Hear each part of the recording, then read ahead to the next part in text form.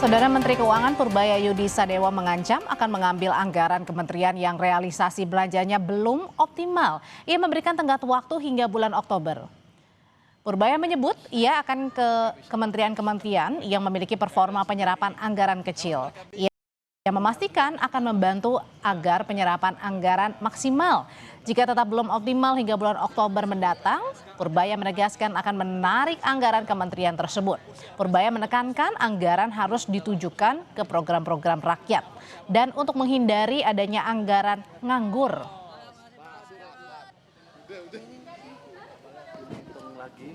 Tadi saya izin ke Pak Presiden bulan depan saya akan mulai beredar di kementerian-kementerian yang besar yang penyerapan anggarannya belum optimal. Kita akan coba lihat, kita akan bantu. Saya akan kasih waktu sampai akhir bulan Oktober. Kalau mereka kita perkirakan nggak bisa belanja sampai akhir tahun, kita ambil uangnya. Jadi potong lagi nih Pak, potong lagi nih ya. Kita sebarkan ke program-program yang langsung siap dan bertambah ke rakyat. Saya nggak mau uang nganggur. Setidaknya 3 gebrakan Menteri Keuangan Purbaya yang sudah dilakukan maupun baru disampaikan ke publik. Di antaranya adalah tebar likuiditas 200 triliun rupiah ke Himbara. Dana tersebut sudah disalurkan pada Jumat lalu dan diyakini bisa menggerakkan sektor real. Kemudian ada Menkyu Purbaya yang akan membentuk tim pantau penyerapan anggaran untuk memonitor langsung penyerapan anggaran kementerian, lembaga. Purbaya menyebut penyerapan anggaran yang diakuinya masih lambat ini. Di antaranya adalah Badan Gizi Nasional yang merupakan pelaksana program makan bergizi gratis. Gebrakan ketiga, Purbaya berencana menaikkan anggaran transfer ke daerah atau TKD pada RAPBN 2026. Hal ini untuk membantu para pemerintah daerah agar tidak menaikkan pajak bumi, bangunan perkotaan dan pedesaan secara besar-besaran.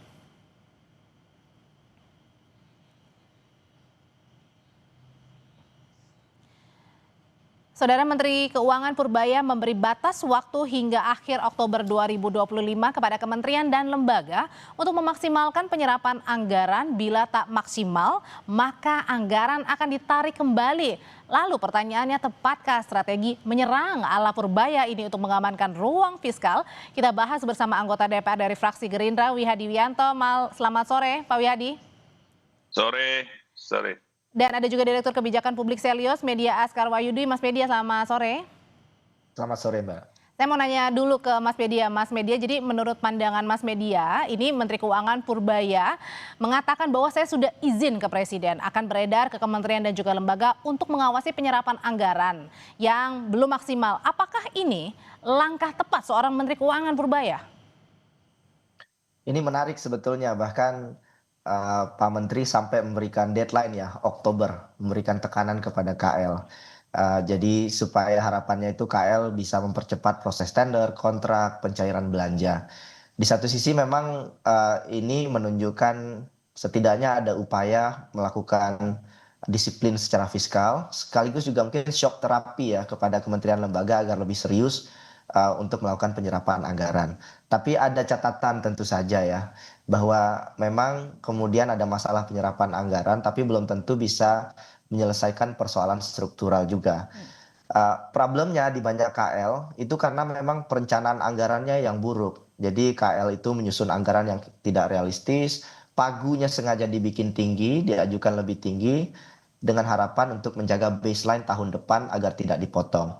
Jadi akhirnya kemudian anggaran tidak terserap. Dan ini belum tentu bisa mengatasi persoalan ini. Ini belum lagi soal hambatan teknis ya, karena banyak penyerapan anggaran itu karena masalah di e-procurement misalkan. Lelangnya gagal sehingga tender nggak bisa dilakukan. Saya khawatirnya nanti kalau dipercepat, diburu-buru, maka yang terjadi malah penunjukan langsung atau mungkin rawan nepotisme dan korupsi. Jadi artinya adalah langkah yang kurang tepatnya di mana? Apakah tadi tenggatnya sebentar dari September ke Oktober atau mungkin ke kementerian lembaganya nih seorang Menteri Keuangan? Ya, itu satu hal. Memang Kementerian Keuangan punya ruang secara undang-undang untuk mengatur arus masuk dan tata kelola belanja ya. Tapi soal pelaksanaan dan penyerapan anggaran itu ada di Kementerian Teknis begitu. Dan sama satu lagi yang paling signifikan adalah tadi Pak Menteri menyampaikan anggarannya nanti akan digeser ke program untuk masyarakat begitu ya. Dan ini perlu dilihat lagi kejelasan arah realokasinya gitu ya.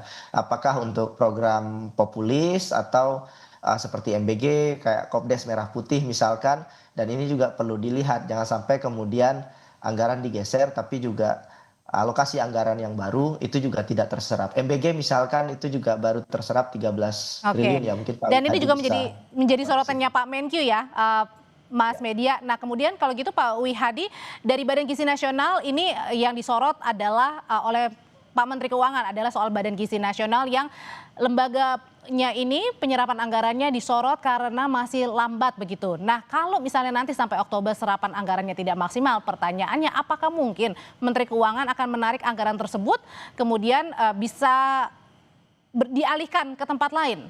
Karena kan ini menjadi proyek andalannya atau program andalannya Pak Prabowo.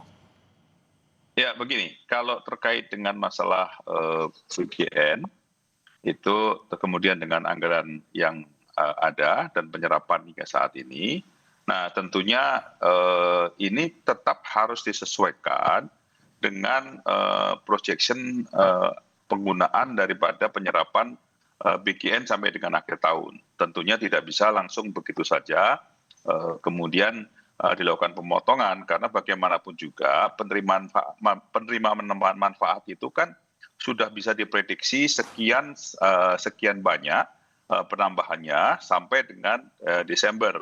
Nah tentunya ini akan selalu diperhitungkan. Jadi saya kira permasalahan apa yang disampaikan oleh Pak Menteri itu memang patut kita dukung juga, karena bagaimanapun juga bahwa penyerapan anggaran tentunya justru akan menimbulkan pertumbuhan ekonomi, karena bagaimanapun juga ini tentunya belanja negara ini menjadi sesuatu hal yang memang bisa menggerakkan roda perekonomian. Jadi segala sesuatunya pengalokasian di tempat-tempat yang nanti yang memang membutuhkan penambahan anggaran, tentu pada saat nanti bulan Oktober yang disampaikan oleh Pak Menteri, tentunya kita lihat program-program mana yang memang bisa diberikan untuk penambahan-penambahan itu. Artinya kalau ada kementerian atau lembaga yang ditemukan oleh Pak Menkyu ini anggarannya belum terserap dengan baik, kemudian tidak langsung ditarik begitu ya. Artinya kemudian tetap dikonsultasikan dulu ya Pak Wihadi gitu.